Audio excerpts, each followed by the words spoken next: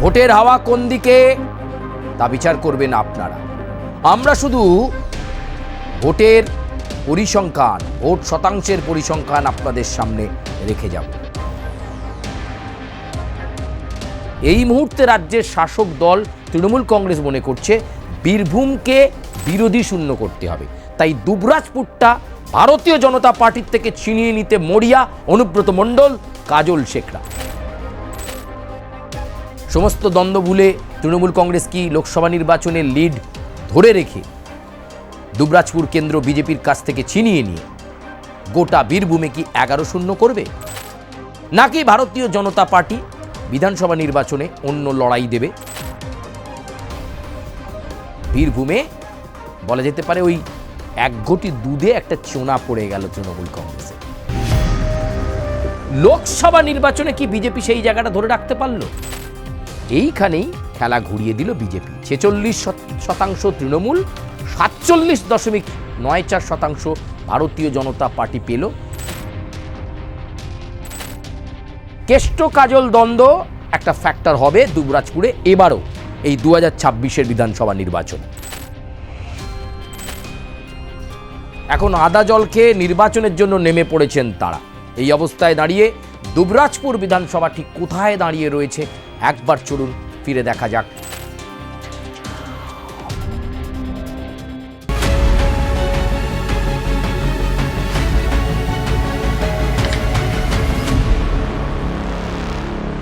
নমস্কার, আমি সুচারু, আপনাদেরকে স্বাগত জানাই ভোটের হাওয়ায়। ভোটের হাওয়া কোন দিকে তা বিচার করবেন আপনারা। আমরা শুধু ভোটের পরিসংখ্যান, ভোট শতাংশের পরিসংখ্যান আপনাদের সামনে রেখে যাব।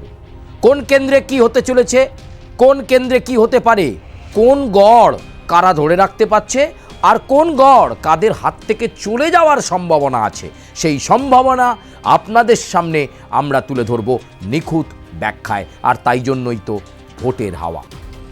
আজকের ভোটের হাওয়ায় এমন একটা বিধানসভার কথা বলবো, তার আগে বলি এই বিধানসভাটা এমন একটা জেলার অন্দরে, যে জেলা শাসক দল তৃণমূল কংগ্রেসের দুর্জয় ঘাঁটি বলা যায়, যে গড় অনুব্রত মণ্ডলের গড় বলা যায়।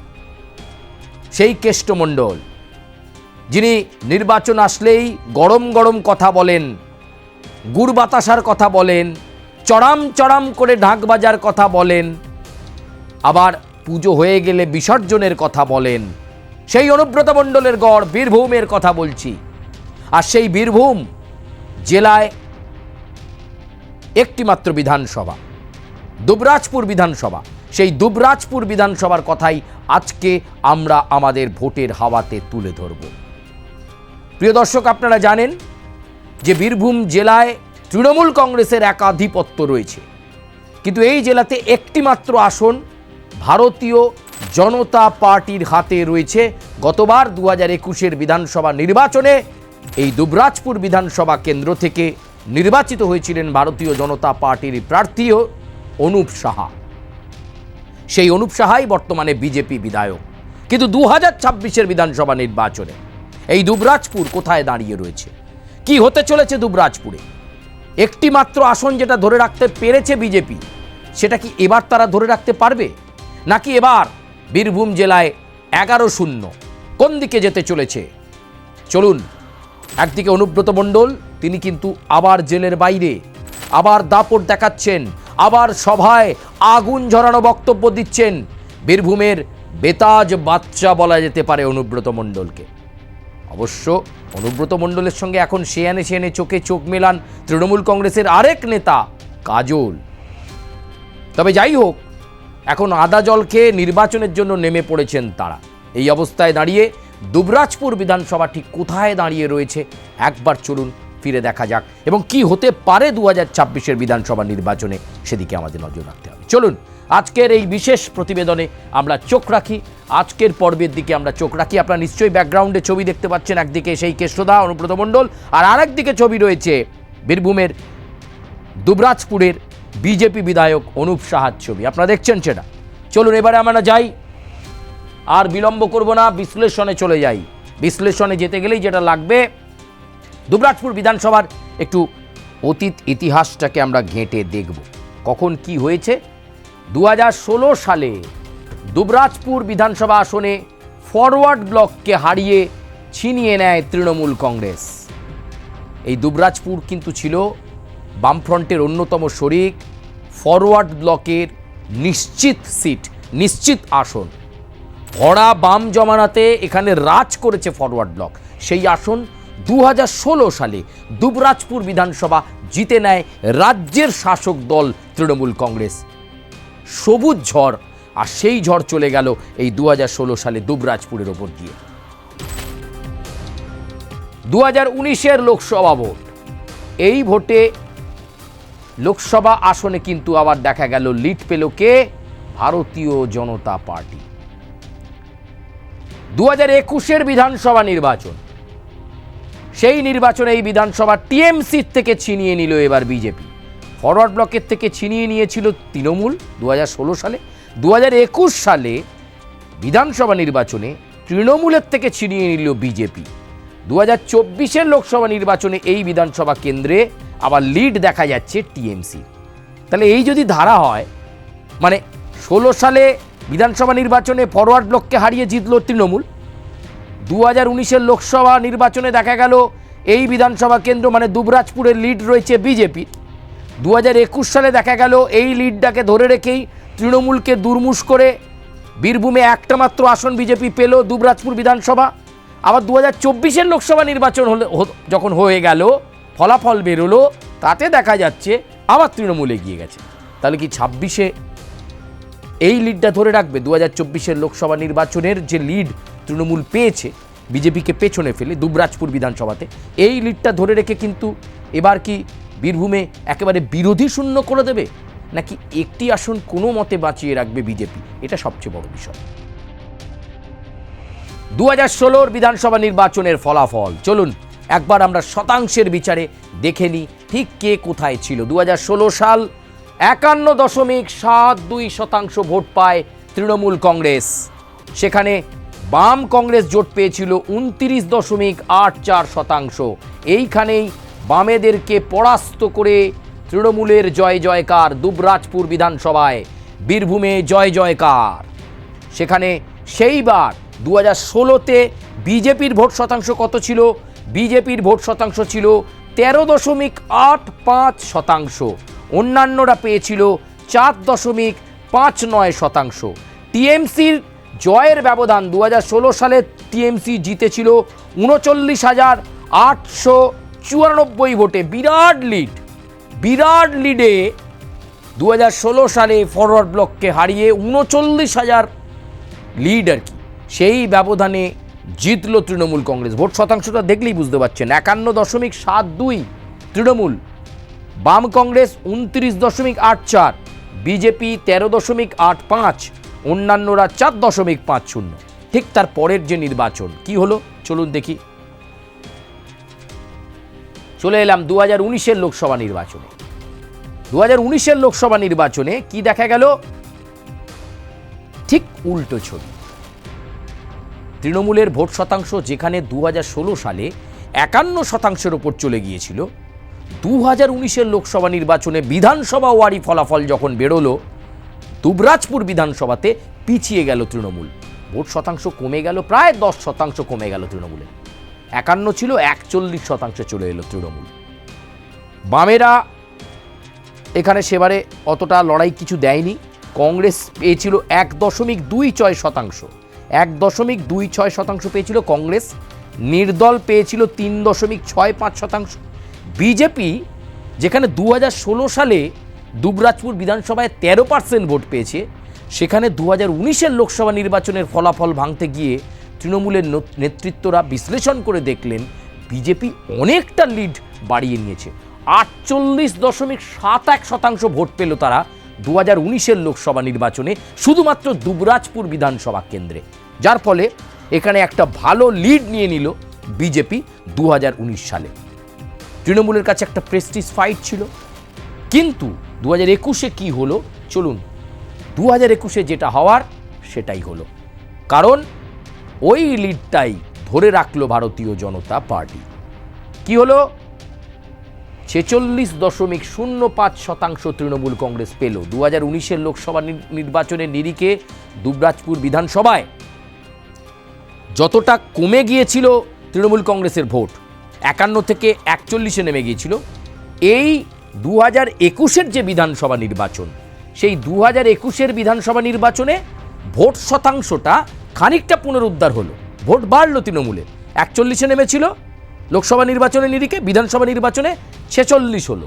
কিন্তু এই 46.05% তৃণমূল পেল, বিজেপি পেয়ে গেল 47.94%। সংযুক্ত মোর্চা পেল 2.49, মানে লেফট, কংগ্রেস, আইএসএফ এরা মিলিয়ে। অন্যান্যরা পেল 3.07%। এইখানেই খেলা ঘুরিয়ে দিল বিজেপি। 46% তৃণমূল, 47.94% ভারতীয় জনতা পার্টি পেল। অনুপ সাহা বিজেপির প্রার্থী, তিনি বিধায়ক হয়ে গেলেন। খুব বেশি ভোটে নয়, মার্জিনটা ছিল ওই 3 থেকে 3,500 ভোটে তিনি জিতে গেলেন। বীরভূমে বলা যেতে পারে ওই এক ঘটি দুধে একটা চোনা পড়ে গেল তৃণমূল কংগ্রেসের। সব কটা বিধানসভা আসনে জিত, দুবরাজপুরে জিতে গেল ভারতীয় জনতা পার্টি। লোকসভা নির্বাচনের লিডটা ধরে রেখে, মোটামুটি ভোট শতাংশটাকে সেম রেখে জিতে গেল বিজেপি। 46.05 তৃণমূল, 47.94। কেন বারবার বলছি তৃণমূল আর বিজেপির ভোট শতাংশটার দিকে নজর রাখুন। খুব ক্লোজ ফাইট হয়েছিল, ক্লোজ ফাইটে অনুপ সাহা বেরিয়ে গেলেন। কিন্তু এবার কি হবে? এবার কি পারবেন সেই আসন ধরে রাখতে ভারতীয় জনতা পার্টি বা অনুপ সাহাকে? দেখা যাবে। এই জিনিসটা কিন্তু এবার আমরা একটু ব্যাখ্যায় যাব। এর মাঝে কি এলো? এর মাঝে এলো 2024-এর লোকসভা নির্বাচন। 21 এমএলএ হয়ে গেছে, বিজেপি পেয়ে গেছে। লোকসভা নির্বাচনে কি বিজেপি সেই জায়গাটা ধরে রাখতে পারল? না। লোকসভা নির্বাচনে আবার তৃণমূল কিন্তু ড্যামেজ কন্ট্রোল করে ফেলল। যেখান থেকে 51 থেকে নেমে গিয়েছিল 41, সেটা পুনরুদ্ধার করে 46 থেকে ভোট শতাংশটা আরও 3-4% বাড়িয়ে তৃণমূল কংগ্রেস 2024-এর লোকসভা নির্বাচনের ফলাফলকে বিশ্লেষণ করলে দেখা যাচ্ছে দুবরাজপুর বিধানসভাতে 49.44% ভোট পেল। বিজেপির ভোট শতাংশ কমে গেল, 40.66 হয়ে গেল। যেটা তারা 47-45 পৌঁছে গেছিল, 7% ভোট মাইনাস হয়ে গেল। কত? 7% ভোট মাইনাস হয়ে গেল।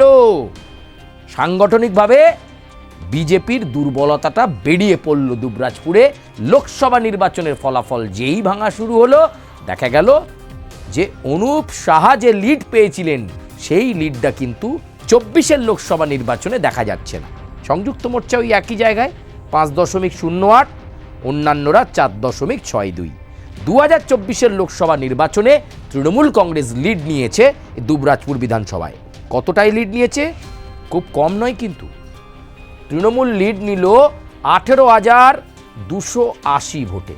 এই মুহূর্তে রাজ্যের শাসক দল তৃণমূল কংগ্রেস মনে করছে বীরভূমকে বিরোধী শূন্য করতে হবে, তাই দুবরাজপুরটা ভারতীয় জনতা পার্টির থেকে ছিনিয়ে নিতে মরিয়া অনুব্রত মণ্ডল, কাজল শেখরা।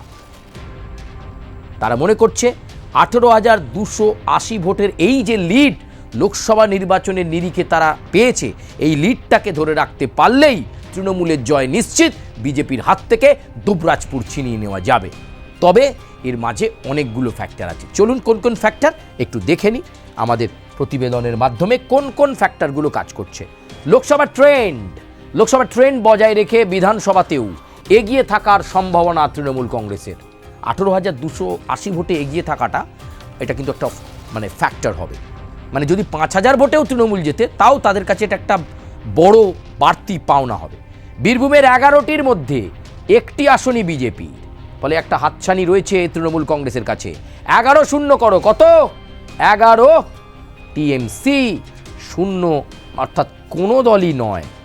কিন্তু এই দুবরাজপুরে একটা সমস্যা আছে। সম্প্রতি দুবরাজপুরে কমিটি চেঞ্জ করেছিলেন অনুব্রত মণ্ডল। তৃণমূলের যে স্থানীয় কমিটি হয় না, সেই কমিটি চেঞ্জ করেছিলেন তিনি। কিন্তু তাতে অনেকে ক্ষুব্ধ হয়েছেন, অনেককে কমিটিতে জায়গা দেওয়া হয়নি। তারা অনেকে তৃণমূল কংগ্রেস ছেড়ে দিয়েছেন। অনেকে বলছেন এই কেষ্টমণ্ডল, অনুব্রত মণ্ডল আর কাজলের দ্বন্দ্বের কারণেই দুবরাজপুরে তৃণমূল কংগ্রেস ভালো ফল করার জায়গাতে গিয়েও আটকে যাচ্ছে। কেষ্ট কাজল দ্বন্দ্ব একটা ফ্যাক্টর হবে দুবরাজপুরে এবারও এই 2026-এর বিধানসভা নির্বাচনে। তাহলে এক্ষেত্রে কতটা লড়াই চিত্তাকর্ষক হবে সেটা আমাদের দেখতে হবে। সমস্ত দ্বন্দ্ব ভুলে তৃণমূল কংগ্রেস কি লোকসভা নির্বাচনের লিড ধরে রেখে দুবরাজপুর কেন্দ্র বিজেপির কাছ থেকে ছিনিয়ে নিয়ে গোটা বীরভূমে কি 11-0 করবে, নাকি ভারতীয় জনতা পার্টি বিধানসভা নির্বাচনে অন্য লড়াই দেবে? যেভাবে তারা 3-3.5 হাজার ভোটে অনুপ শাহকে জিতিয়েছিলেন, আবারও ভারতীয় জনতা পার্টি কি ড্যামেজ কন্ট্রোল করে যে 47% ভোট পেয়ে দুবরাজপুর বিধানসভা জিতেছিল বিজেপি, সেই পার্সেন্টেজে আবার পৌঁছতে পারবে? সেটা আমরা বলবো না, বলবে সময়। কিন্তু এই কেন্দ্রে এবার হাড্ডাহাড্ডি লড়াই কথা বলা যেতে পারে তৃণমূল বনাম বিজেপির মধ্যে হবে, সেটা খুব পরিষ্কার। আপনারা আপনাদের মতামত জানান কি হতে পারে এই কেন্দ্রে। এই বিশ্লেষণ দেখার পর, এই ভোট শতাংশ বিচার করার পর কমেন্ট করুন, লাইক করুন, সাবস্ক্রাইব করুন, বেল আইকনে প্রেস করবেন। ভোটের হাওয়া আজকের মতো এ পর্যন্তই। তবে অন্য কেন্দ্রের হাওয়া নিয়ে আবার আমরা আপনাদের সামনে আসব। ভোটের হাওয়ায় অবশ্যই ভোটের হাওয়া থাকবে, মানুষ তার গণতান্ত্রিক অধিকার প্রয়োগ করবে এবং বেছে নেবে তার এলাকার বিধানসভার সদস্যকে। আজকের মতো এ পর্যন্তই। আজ দুবরাজপুর দিয়ে শেষ করছি, হয়তো দেখা হচ্ছে অন্য কোনো বিধানসভা।